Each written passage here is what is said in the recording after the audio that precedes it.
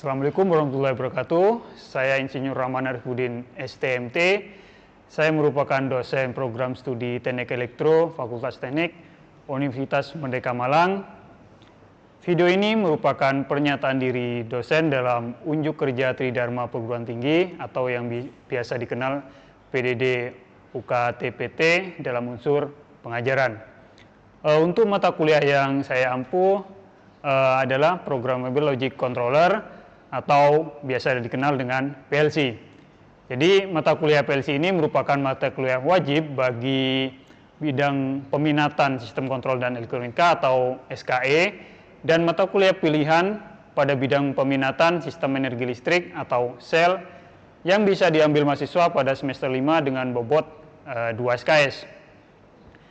Untuk deskripsi mata kuliah itu sendiri, mata kuliah ini mempelajari tentang sejarah sistem kontrol, kemudian konfigurasi dari PLC, I/O pada PLC, kemudian jenis memori dan pengalamannya, instruksi dasar, kode mnemonik dan ladder diagram, serta nanti dilanjutkan dengan penggunaan software CX Programmer dan simulasi pada sistem otomasi sederhana seperti traffic light dan lainnya.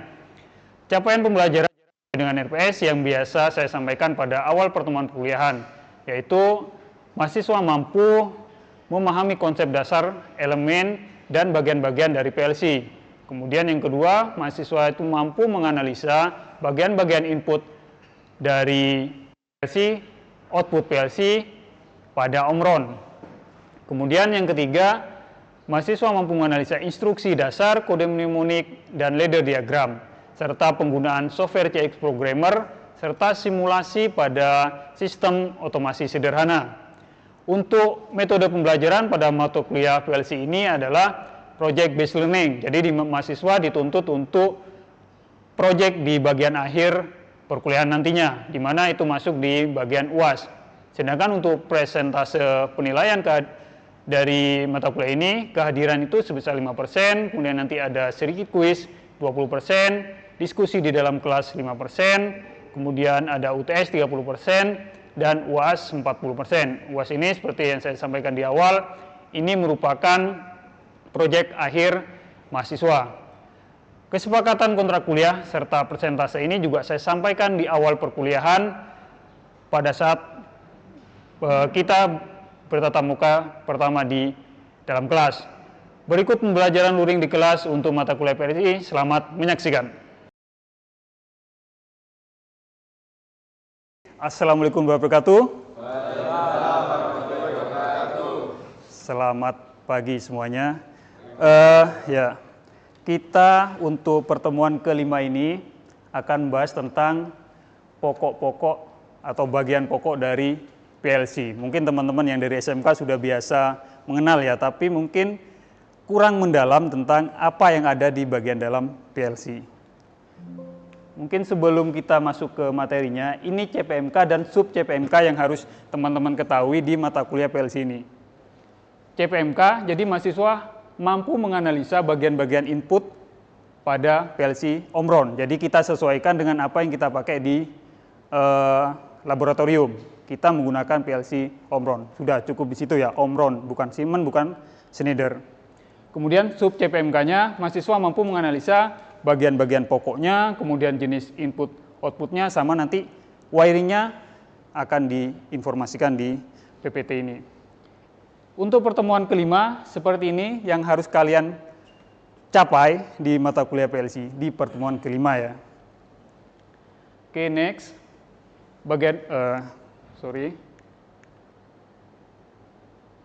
Jadi pokok pembahasan kita di hari ini, yang pertama komponen PLC, kemudian penempatan I/O-nya, kemudian rangkaian I/O-nya. Ini kita masuk ke komponen PLC-nya dulu. Nah ini teman-teman.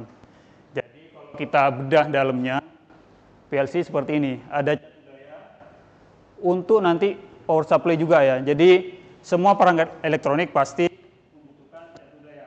PLC juga seperti itu. Untuk kebutuhan PLC itu sendiri, sama kebutuhan nanti untuk misalkan PLC ini memiliki 24 volt internal ya. Dari situ. Kemudian di situ ada Central Processing Unit atau CPU-nya, itu yang akan memproses ladder diagram kalian, kemudian apalagi untuk yang analog biasanya untuk set point dari suhu yang ditentukan, itu semuanya diproses oleh CPU ini. Kemudian ada memori, ini ada user memori sama data memori. Kemudian untuk UI-nya ini nanti ketika kita mau komunikasi dengan HMI HMI nanti bisa tampil di layar sini. Seperti itu ya teman-temannya. Nah, Pak, mau tanya, ya, Pak. silakan. Bedanya user memory sama data memory apa? Oh ya, di sini disebutin ya kalau memori itu ada dua, jadi ada user memory dan data memory. User memory itu kalau kita membuat ladder diagram di CI programmer, semuanya itu kesimpan di sini, di user memory. Dan waktu running, itu kita tidak bisa merubahnya. Itu user memory. Kita tidak bisa merubah ketika PLC itu lagi running. Nah, sebaliknya untuk data memory, ini ketika kita men-set, misalkan di suhu 25, kita akan nyalakan apa gitu kan. Itu ada di sini, setting point-nya. Harus berapa itu di data memory. Ini bisa dirubah ketika PLC running bisa, aman. Jadi perbedaannya ini tidak bisa dirubah ketika running, ini bisa. Ini lebih ke ladder diagram kita, logika kita yang kita buat itu ada di sini nyimpennya. Di sini lebih ke yang tadi itu, apa untuk setting point seperti itu ada di sini semua. Ya, Mas Rifaul, aman ya? Aman. Ada I/O, jadi input biasanya berupa apa? Push button bisa, limit switch, untuk outputnya bisa lampu atau kontaktor. Oke, next. Untuk komponen utamanya,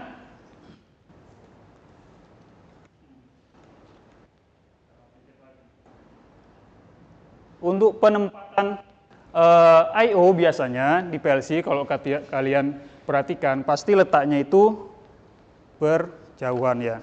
Input, output pasti berjauhan. Itu sebetulnya untuk ini ya, menghindari kesalahan kalian ketika memasang, karena akan sangat fatal ketika input jejer di sini misalkan dengan output, ketika kita salah pasang, kita maunya nyalain output, ternyata masuknya malah ke input. Kalau dipisah seperti ini akan mempermudah kalian dan menghindari kesalahan ketika kalian menggunakan PLC tersebut. Mungkin kalau kita praktikum aman ya, tapi kalau skalanya sudah industri, nah itu kesalahan dikit aja nanti mempengaruhi ke yang lainnya. Pak? Ya, gimana Mas Billing? Terminal 24 volt DC itu fungsinya untuk apa? Sedangkan di PLC sendiri kan dia sudah ada terminal 220 volt AC. Oh, yang ini? Iya. Ini sama ini gitu ya? Iya. Oke, terminal untuk 220 itu catu daya kita dari PLN ya, 220. Ini untuk yang terminal volt 20 volt DC itu untuk kebutuhan misalkan kita inputnya itu menggunakan push button yang 24 volt DC dan misalkan kemudian outputnya untuk lampu yang misalkan 24 volt DC. Itu kita bisa menggunakan yang internal ini, yang 24 volt ini. Mau tanya lagi, Pak. Gimana? Apakah semua tipe PLC itu tuh memiliki terminal 24 volt DC? Oke. Nah ini saya coba bawa ya PLC yang CP1E. Ini kalau kita perhatikan dia tidak memiliki 24 volt DC internal. Jadi berarti apa? Kita harus menggunakan eksternal di situ nanti. Bisa power supply yang 24 volt DC. Sesuaikan dengan kebutuhan dari input dan outputnya. Kalau dia AC ya sudah, kita ambil dari sini, gabungan sini nggak masalah. Tapi kalau dia input sama outputnya dia butuhnya DC, lihat dulu berapa volt. Kalau 24 volt bisa pakai internal seperti yang di CP2A ini sudah ada internalnya. Tapi kalau tidak ada ya kita harus pakai eksternal seperti itu ya. Jadi perlu diperhatikan memang apakah dia ada atau tidak dan disesuaikan sama kebutuhan kita. Ya. Kemudian di sini ada periferal ya, ini untuk komunikasi PLC dengan PC kita misalkan. untuk mendownload si ladder diagramnya, kita menggunakan ini, atau bisa port ini untuk bisa tampil di monitor misalkan HMI. Oke, Mas Billing, seperti itu ya. Kemudian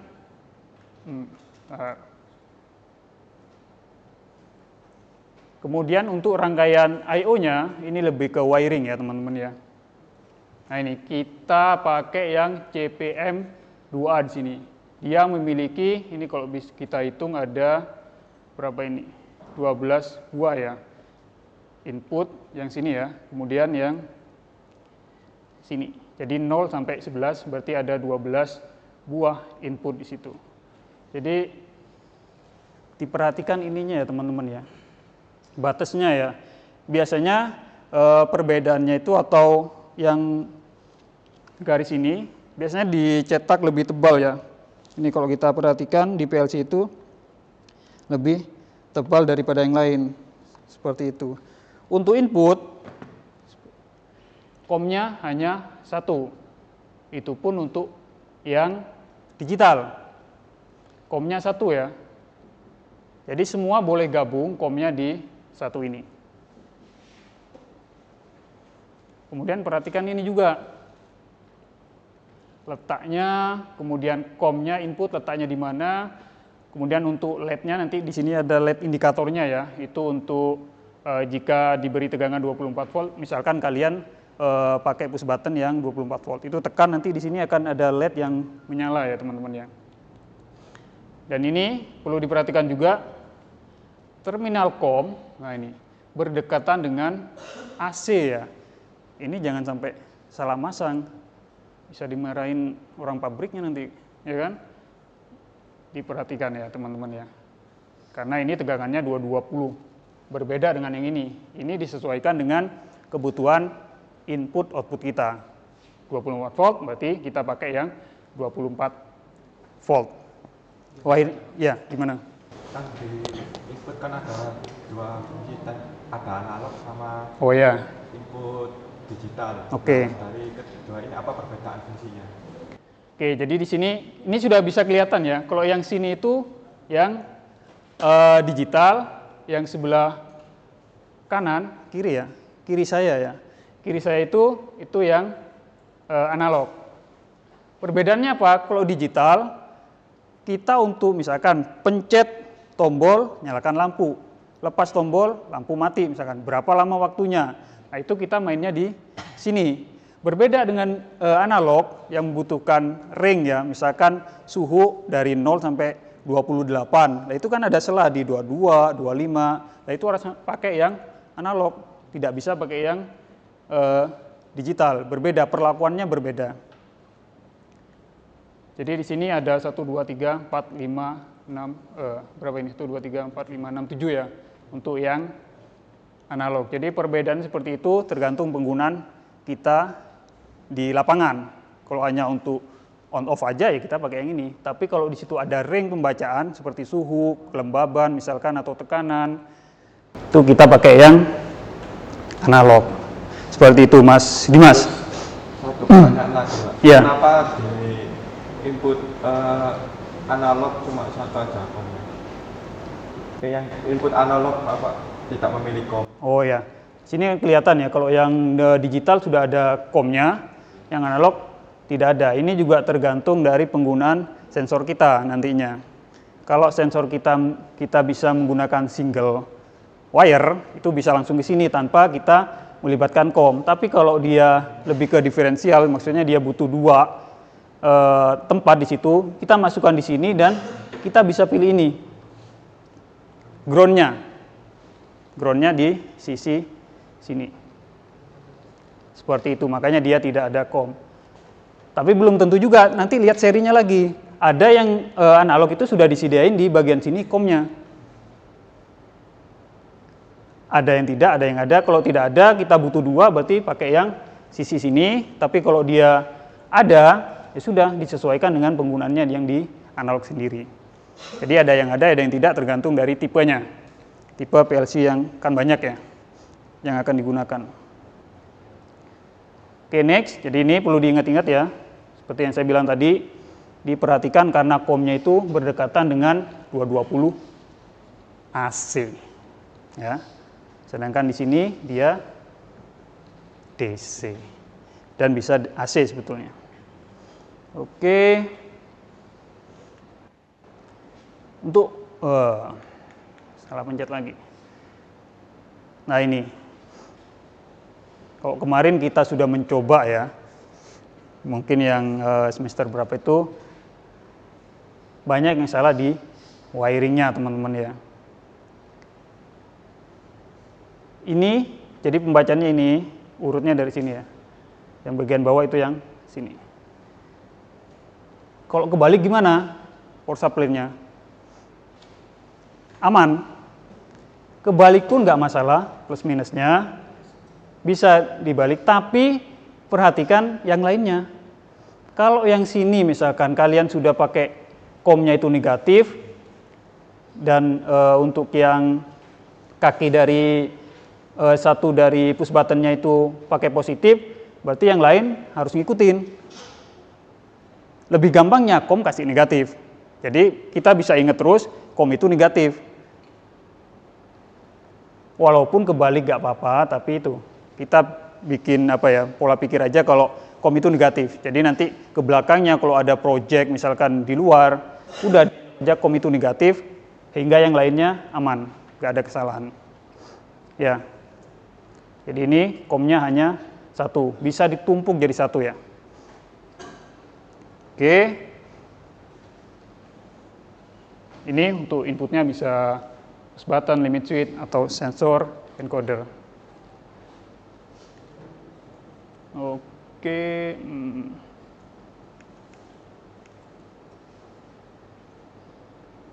Ini untuk yang output lah ini. Kalau tadi input itu hanya satu COM-nya, berbeda dengan yang output. Jangan salah pilih. Misalkan ini 00, sudah punya COM sendiri ya. Dia ada COM sendiri, 01 COM sendiri, 02 dan 03 itu COM sendiri. Ini, kalau dilihat di bentuk fisiknya sudah kelihatan semua ya teman-teman nanti ya. Ada garis tebal di situ yang akan membedakan COM ini miliknya siapa. COM yang ini itu miliknya 4 sampai 7. Itu juga jangan salah pilih. Kadang teman-teman nyoba, lupa kok nggak jalan ya output saya. Kita lihat dulu wiringnya, kemudian naik ke ladder diagramnya, ngeceknya seperti itu. Kalau di wiringnya sudah oke, sudah benar COM-nya dan yang lainnya, berarti kita lihat ke atas. Benar nggak alamat yang di sini itu sama dengan yang di ladder diagram. Ya. Ini untuk wanti-wantinya ya. Jadi letak terminal internal power supply karena dia ada di sini. Kalau nggak ada, seperti yang tadi saya bilang, pakai yang eksternal ya. Jadi perlu diingat ini, teman-teman. Jangan sampai terjadi hubung singkat, terutama jika output terhubung langsung dengan tegangan AC. Seperti itu. Coba ada nggak ya? Wah ini. Jadi tergantung ya. Kalau outputnya nanti tegangan AC, berarti semuanya ikut ke LN tadi itu. LN1 dan LN2. Kalau bebannya AC. Kalau DC sudah aman, tinggal nanti COM-nya jangan sampai salah, COM-nya ini milik siapa. Ya, seperti itu ya. Dilihat lagi, di sini ada keterangan kalau beban atau device output-nya jangan melebihi 2 ampere. Harusnya orang elektro sudah paham. Cek dulu, kita mau gunain berapa, cek dulu kan, speknya dulu. Jangan asal pakai. Kemudian jika beban kontrol lebih dari 2 ampere bisa, tapi apa? Tambahan. Kita harus gunain tambahan lagi. Relay dan kontaktor untuk penyesuaian. Ya.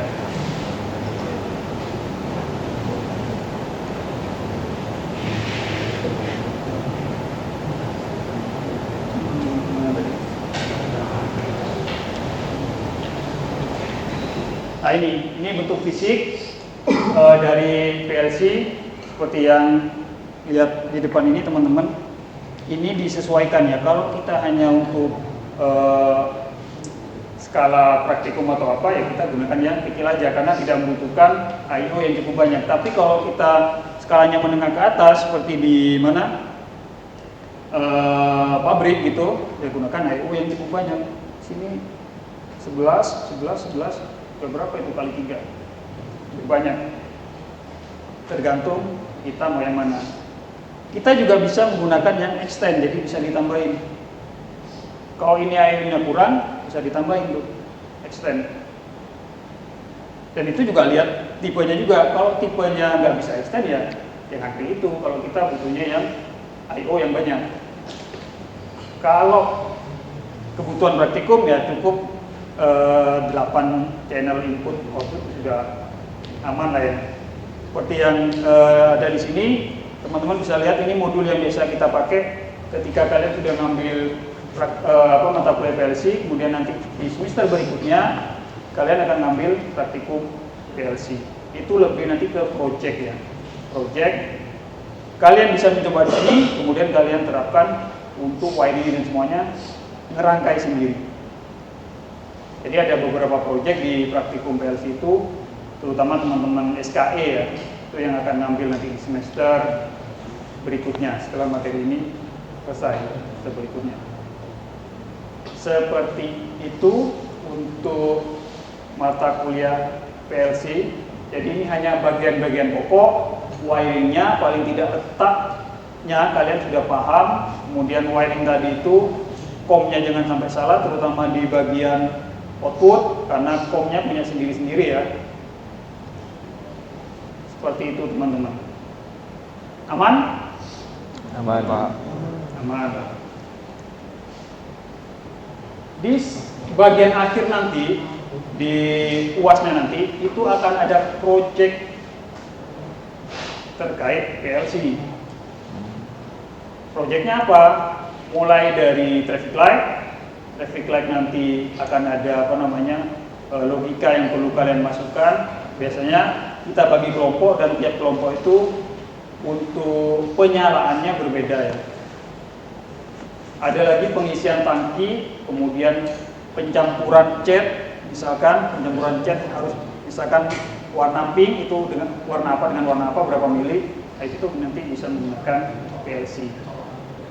Yang cat nanti pakai HMI, tapi kalau yang traffic light buat dalam bentuk market. Tugas besarnya seperti itu, nanti juga akan menjadi tugas UAS kalian. Seperti itu teman-teman. Kalau UTS-nya apa? UTS-nya nanti cuma ladder diagram saja. Jadi sejauh mana kalian memahami instruksi-instruksi dasar dari PLC hingga nanti bisa menyusun sampai ke tugas besarnya. Oke, seperti itu. Teman-teman ada yang tanyakan lagi? Aman? Aman. Oke teman-teman, itu untuk hari ini. Kita ketemu lagi minggu depan untuk pertemuan ke-6. Kita akan coba untuk leader diagramnya menggunakan CX Programmer. Kemudian kalau nanti kita melibatkan HMI, itu kita nanti pakai CX Designer. Itu semua ada, sudah komplit di CX1, sudah komplit semua. Oke, saya akhiri untuk pertemuan hari ini. Assalamualaikum warahmatullahi wabarakatuh. Selamat pagi.